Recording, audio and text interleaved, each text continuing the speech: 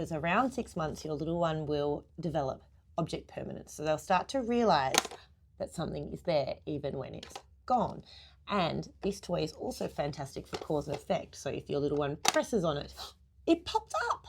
We can use surprise. We can go open, close, or goodbye, or hello, or press. We can talk about colors. We can talk about the animals. So it's great for language development as well. In tummy time here, if we're sitting and facing our baby, you'll notice that as they reach, they'll start to shift their weight, which is fantastic. So it's a beautiful position in tummy time. And I love this toy from around 5 to 7 months to start with.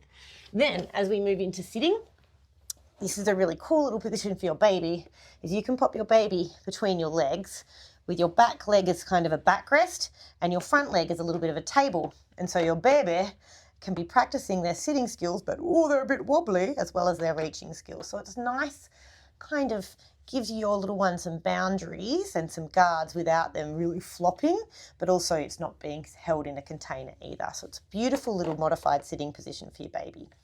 Now we might come to kneeling, and kneeling you might have your little one kneel up into your lap, and again, and this strengthens their bottom for crawling, and all the same benefits as before, getting your little one to shift their weight and reach with both hands, which really builds those shoulder muscles for crawling.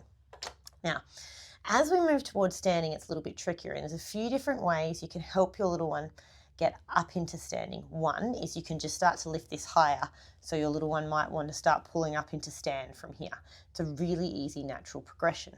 Secondly, you might have them starting sitting on your lap and have the toy higher and then help them shift up into standing. Or potentially, if you have a little table that your leg can go under, they can be straddling your thigh and the toy can be up and they can be coming up to this toy to do some lovely play up here. Now, once they're up on their feet and they're confident, we can extend their play a little bit.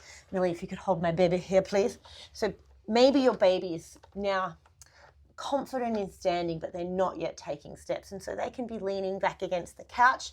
You can be sitting with your legs like this as almost little guardrails for them, so they might feel a little bit more comfortable, or you can just be sitting in front and we can be sharing the toy together like this. So I'm holding the toy and the toy is stable enough that they can hold with one hand and you can press with the other.